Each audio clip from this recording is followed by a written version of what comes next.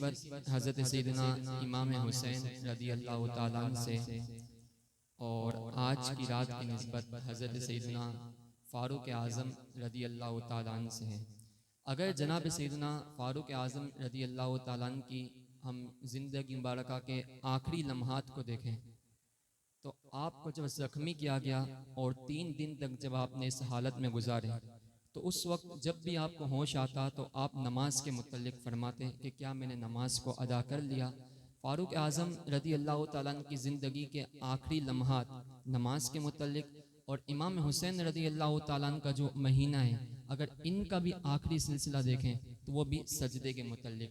अल्लाह तबारक व तआला ने अल्हम्दुलिल्लाह अज़्ज़ व जल हमें नमाज की वो दौलत और वो नेमत अता फरमाई कि कोई फ़रिश्ता क़याम के अंदर, कोई फ़रिश्ता रुकू के अंदर, कोई फ़रिश्ता सुजूद के अंदर और कोई फ़रिश्ता अत्तहियात की शक्ल में मौजूद है और वो उस वक्त से और रोज़े क़यामत की सहर तक उन्होंने ऐसे ही रहना है। अल्लाह तबारक व तआला ने हमको एक नमाज के अंदर ये सारी की सारी जो फ़रिश्तों की इबादत हैं उसको एक ही नमाज के अंदर अदा फरमा दिया। अल्हम्दुलिल्लाह अज़्ज़ व जल जब हम नमाज पढ़ते हैं अल्लाह तबारक व तआला की रहमतें हम पर छमाछम बरसती है। नबी करीम सल्लल्लाहु ताला अलैहि वसल्लम ने इरशाद फरमाया कि अगर किसी शख्स को मालूम हो कि सजदे की हालत में उस पर अल्लाह की कितनी रहमतें बरसती हैं तो वो शख्स फिर कभी सजदे से सर को ना उठाए।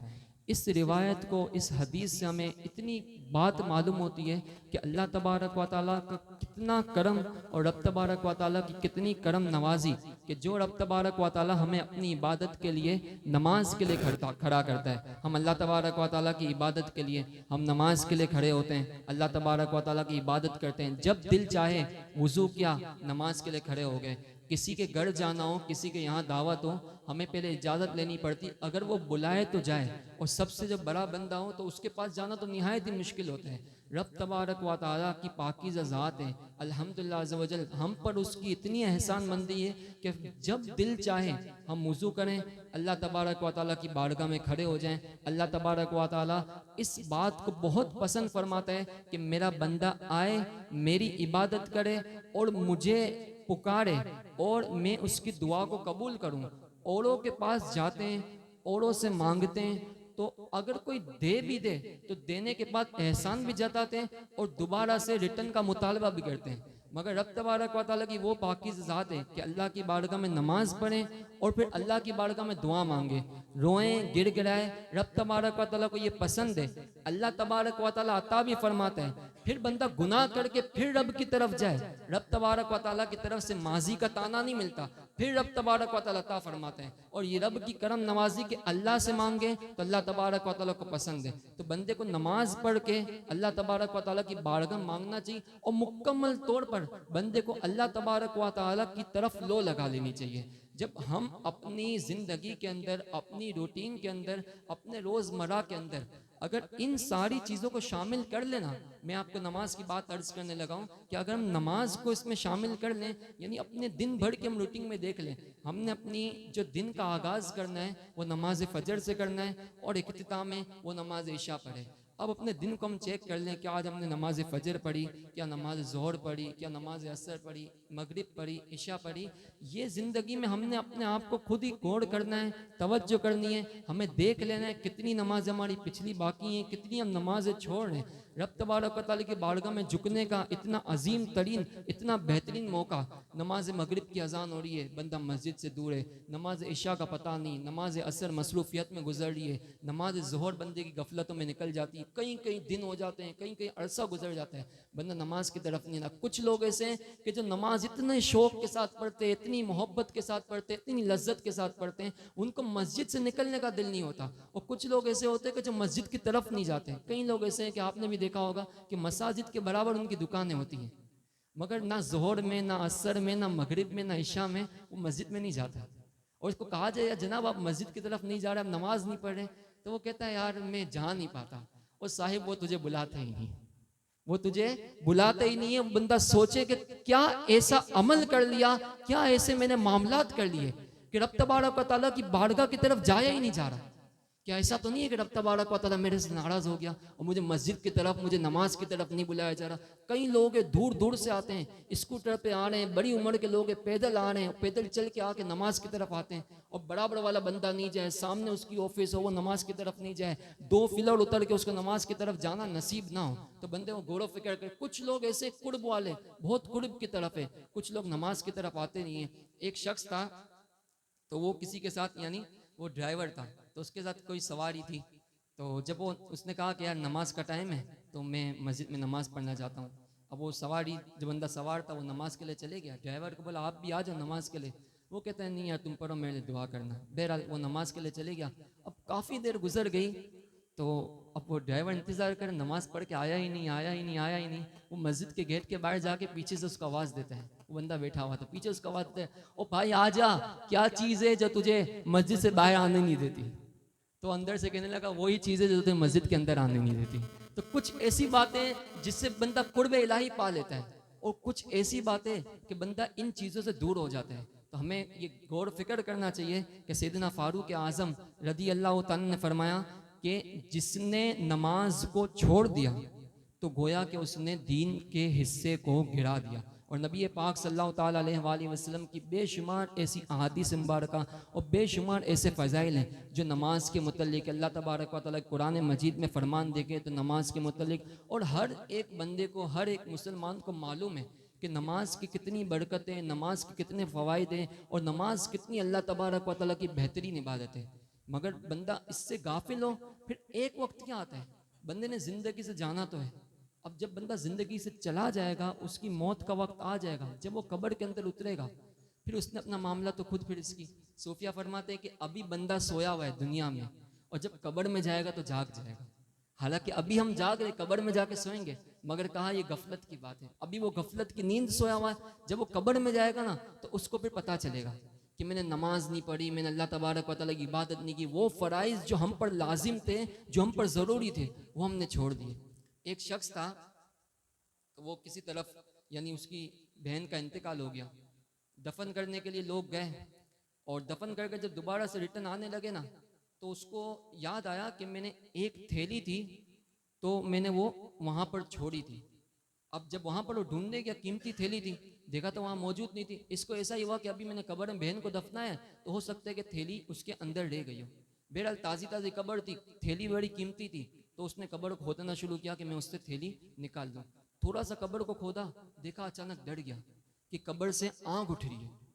जल्दी जल्दी गड़ गया, अपनी माँ के पास जाके सारा वाक़या सुनाया कि मेरी बहन और आपकी बेटी कब्र में ये हालत है कि मैं थैली भूल गया था, अब मैंने जब कब्र खोदना शुरू किया तो देखा तो वहाँ से आग भड़क रही है।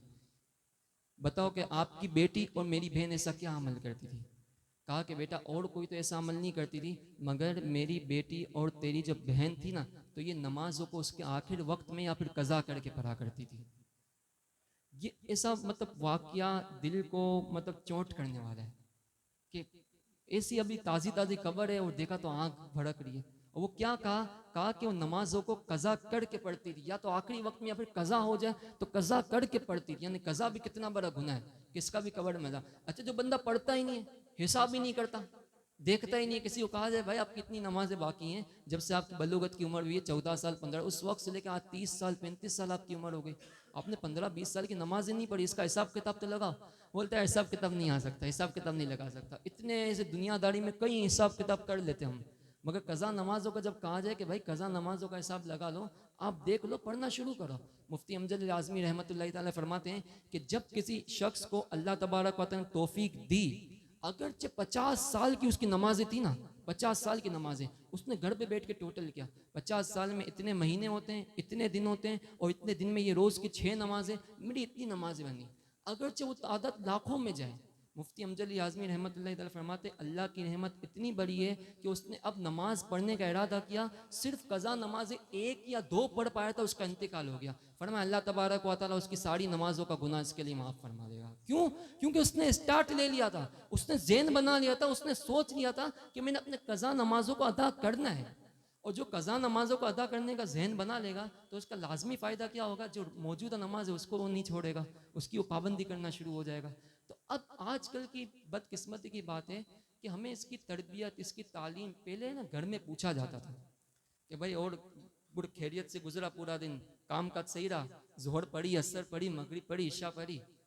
आज नहीं, ये वाली बात निकल गई। घर में जाएंगे पूछेंगे खैर खैरियत से, काम धंधा हुआ, सब ठीक रहा, मगर ये नहीं पूछेंगे कि जोहर पड़ी, असर पड़ी, मगरिब पड़ी, ईशा पड़ी। ये पूछेंगे कमाई कैसी हुई, अच्छा हुआ ना, रोजगार चलाना, काम चलाना। इमाम गजाली रहमतुल्लाह तआला फरमाते हैं कि पहले के जो लोग होते थे ना, तो जब शोहर घर से निकलता था तो जोजा कहती थी कि तू काम पे जा रहा है, हमारे मामले में अल्लाह तबारक व तआला से डरना, हराम की तरफ बिल्कुल हाथ ना बढ़ाना। और आज ये तालीम, आज ये तरबियत, आज ये सोच खत्म हो गई।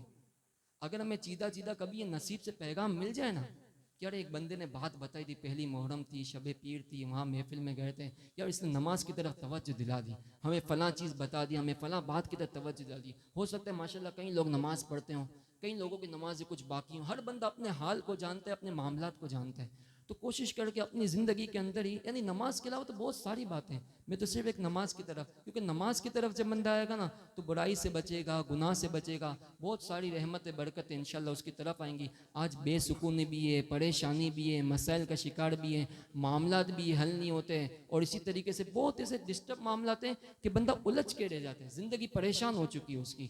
जब इंशाअल्लाह अज़्ज़ व जल वो अल्लाह तबारक व तआला की तरफ आएगा, नमाज की तरफ आएगा, अल्लाह ने चाहा उसके मामलात भी बेहतर होंगे, अल्लाह की रहमत से उसकी रोज़ी में बरकत होगी। यानी अगर बंदा अपने मसाइल का इलाज चाहता है ना, तो एक मरतबा इसको तजीबा करके देख लेना चाहिए। नमाज तो वैसे ही फ़र्ज़ है, पढ़नी है, एक इस सोच के साथ भी पढ़ ले इंशाअल्लाह अज़्ज़ व जल मैं नमाज की तरफ आऊँगा, मेरे मामला सब अच्छे हो जाएंगे, बेहतर हो जाएंगे। डॉक्टर के पास गए, फीसें दी, वहाँ पे लाइनों में इंतज़ार किया, इतनी दवाएँ पी, दवाई पे दवाई चेंज कर रहे हैं, वो हर 10 दिन बाद बुलाते हैं, महीने बाद बुलाता है, अभी ये कोर्स करो, वो कोर्स करो, ये कोर्स करो। क्यों हमको वो कोर्स क्यों करने पड़े? क्योंकि हमने कभी इल्म का कोर्स नहीं किया, कभी दीन का कोर्स नहीं किया। हमने इतने सारे मामलात क्यों करने पड़ रहे हैं कि हमने वो सफ़ों में क्यों बैठना पड़ रहा है? जो मरीजों की लाइन होती है ना, मरीजों की सफ़े, उसमें क्यों लोगों को बैठना पड़ता है? कई ऐसे लोग होते हैं वो नमाज की सफ़ में नहीं बैठते, तो उन्हें मरीजों की सफ़ में बैठना पड़ता है। मगरिब का टाइम हो रहा है, इशा का टाइम हो रहा है, फजर का टाइम हो रहा है, इधर भाग रहे हैं, वहाँ जा रहे हैं, यहाँ जा रहे हैं। शुरू से बचपन से सुनते हुए आ रहे हैं कि नमाज में कामयाबी है, नमाज में इज्जत है, नमाज में बरकत है, आओ नमाज की तरफ, हय्या अलल सलाह, आओ नमाज की तरफ, हय्या अलल फलाह, आओ कामयाबी की तरफ। तो अब बंदा हदीस भी बयान करे, कुरान भी बयान करे, मगर वो फिर बात हो और फिर बात खत्म हो जाए, बस बयान हुआ, बात सुनी हमने, बस खत्म, ना बोलने वाले पे असर हुआ, ना सुनने वाले पे असर हुआ, तो बात फिर उसका असर नहीं रहता। बयान का असल मकसद क्या है? बयान का जो असल मकसद है वो ये है कि किसी ने कोई बात बताई, किसी ने कोई बात बोली, उस पर वो असर हो जाए, उस पर वो लाजमी तौर पर उस पर अमल करें। एक शख्स था, वो कहने लगा अपने दोस्त को, कहा कि यार कल हम जिस महफिल में गए थे ना, तो चलो यार वो दोबारा उस महफिल में चलते हैं, वही मौलाना साहब है ना दोबारा बयान करने आ रहे हैं। तो बंदा कहता है कि नहीं यार, जो मौलाना साहब ने कल मुझे बात बताई थी ना, अभी मैं उसके अमल में मसरूफ़ हूँ, वो जब मैं अमल कर लूँगा ना, फिर मौलवी साहब की दूसरी बात सुनूंगा। क्योंकि इल्म की जो बातें होती हैं वो खाली लेने के लिए थोड़ी होती, खाली सुनने के लिए नहीं होती, बल्कि इसको अप्लाई करना होता है, इसको अमल में लाना पड़ता है। जब अमल की तरफ आ जाएंगे, जो बातें सुनी जहन में आ गई, अब अमल की तरफ आ गए, अल्लाह ताला खुद काम में बरकत देगा। ये बंदा इस तरफ आ रहा है, फिर मजीद उसको अच्छी बातें पहुँचेंगी, बेहतरी वाली इंशाअल्लाह अज़्ज़ व जल, उसके अल्लाह ने चाहा तो बातें उसको मिलेंगी, वो अपनी ज़िंदगी को अल्लाह की रहमत से बेहतर कर लेगा। रब तबारक व तआला की बारगाह में दुआ है, जो चंद बातें हमने नमाज के मुतल्लिक सुनी, और फ़ारूक आज़म रदी अल्लाह तआला का जो अमल था, फ़ारूक आज़म रदी अल्लाह वो शख्सियत है, नबी पाक अलैहि सल्लम ने फरमाया जब अच्छे लोगों का जिक्र करो तो फ़ारूक आज़म का जिक्र लाजमी करो। तो फ़ारूक आज़म रदी अल्लाह तआला वो शख्सियत है, इनकी ज़िंदगी का जो पैगाम है वो नमाज है। और हमारे असलाफ़ दीन देखें, बुज़ुर्गान दीन देखें, औलिया दीन देखें, सूफिया दीन देखें, सब की ज़िंदगी में नमाज है। नमाज ज़िंदगी कामयाब बनाती है, नमाज ज़िंदगी बेहतर बनाती है। रब तबारक व तआला की बारगाह में कि रब तबारक व तआला की बारगाह में दुआ है कि अल्लाह ताला हम सबको सारी बातों पर अमल करने की सआदत नसीब फरमाए। आमीन बिजाहि नबी अमीन सल्लल्लाहु तआला अलैहि वसल्लम।